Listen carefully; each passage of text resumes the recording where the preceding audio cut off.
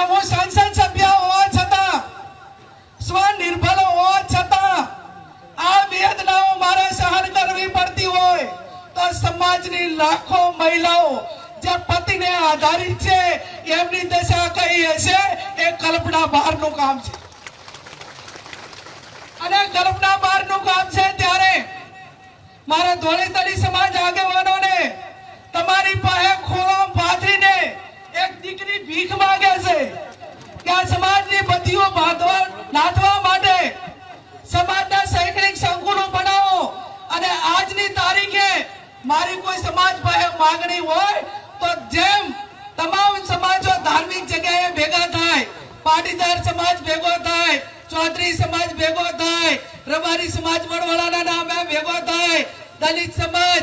બાબા સાહેબ આંબેડકરના નામે ભેગો થાય, ક્ષત્રિય સમાજ મહારાણા પ્રતાપના નામે ભેગો થાય, આદિવાસી સમાજ બિરસા મુંડાના નામે ભેગો થાય તો મારો ઠાકોર સમાજ એ ઉત્તર ગુજરાતમાં સદારામ બાપુના નામે ભેગો થાય ને એવું સદારામ ધામ બનાવવા માટેની આપ સૌને હું બે હાથ જોડીને વિનંતી કરું.